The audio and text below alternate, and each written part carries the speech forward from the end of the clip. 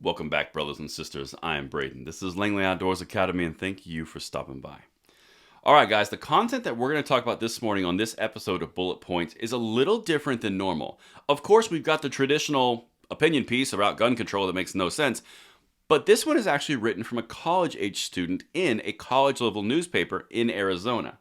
Now, the reason that I'm hitting on this is because there is a Senate bill there which is arguing and advocating that students should be able to defend themselves with constitutional carry rights if they're permitted, and they can do it with a concealed license. Well, that's not okay, and I want to address the individuals who would be affected by this the most. The college students in the same demographic that this article is targeting. This is really important. If you guys who are normal viewers know anybody of this age group in this area, this is how they get into their minds. This is how they start to get that gun control seed planted, by hitting them at 18 to 23 to 24. Well, we're going to start hitting back, and this is a really good place to start. Let me know what you guys think. I'm going to do a quick read from our sponsor who made this video possible, and then I'm going to hit it on the other side. Now, Pyramid Air is sick of the situation, and if you guys have been around for the last 2 years, you know exactly what I'm talking about. So they're giving away thousands of targets and stickers and want to see your frustration as well. They want to see you filming, snapping, or even talking about how you take out the frustration on these targets in a truly American way. To thank you for joining the fun, they are giving away $5,000 of shopping sprees weekly. First place is $3,000, second place $1.5, and third place is $500. Anyone can enter, no purchase is necessary. There's a link in the description box below, and thank you so much to Pyramid Air for making these videos this week possible. But now, guys, like I said in the intro, everything's going to be linked in the description box below, and I'm going to directly address who this is targeting. Because if you are going to college, you're in college, you have rights just like the rest of us. Now, I know a big thing when you go to college is the first thing they tell you when your parents leave is they say, well, that's great, they're now gone, so you've got to discover your own truth. Well, here's a little newsflash. If you don't discover the exact truth that they're going to tell you, they're going to tell you you're wrong and try to reprogram you. Because the only truth that is the real truth is their truth, and if you don't agree with their truth, there's something wrong with you. Just letting you know. That's just, can I get an amen from the older people in the comments section? Because that's absolutely true. Anyway.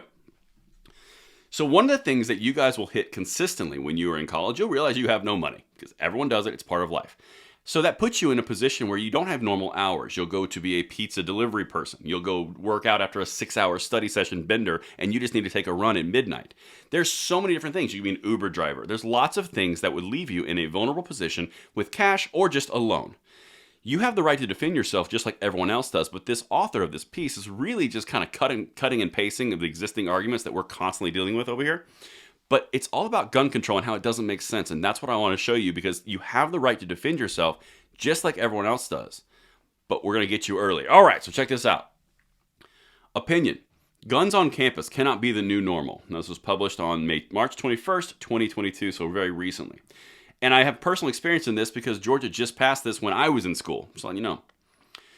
The Arizona Senate Judiciary Committee approved SB 1123 on January 20th, which would allow anyone with a permit to possess concealed carry weapons anywhere on college campuses. Now, the big thing here, guys, is when the left goes into all the constitutional carry arguments we've been dealing with for a year now, they always say, how could you not want to be permitted and have training requirements? Well, this situation has permitting and training requirements, and it's still not okay. That's the whole point here. They will say whatever they need to say to get their point done, because they just don't want you to have that gun, because it takes away the power from them. Anyway, let's keep going. This step taken by the Senate Judiciary Committee should concern all Arizona college students and community members alike, as it will only perpetuate an unsafe campus, likely leading to more violence, homicide, and suicides. Now keep in mind, they're saying all of this will happen by you defending yourself. Okay, let's keep going. I got 3 more for you. The availability of students to possess firearms on campus in the context of student mental health rates will lead to deadly outcomes. The connection between students' mental health rates and access to firearms is clear, and we cannot allow weapons on campus due to the possibility of increased suicide rates. So every scenario I said earlier, you can't defend yourself because someone potentially could make a very bad decision on campus. They would never go off campus. It would only happen there. So because of this potential issue that may or may not happen, you can't have a firearm. You can't defend yourself. Does that make sense? No, it does not. Let's keep going. I got 2 more for you because this gets off the rails fast.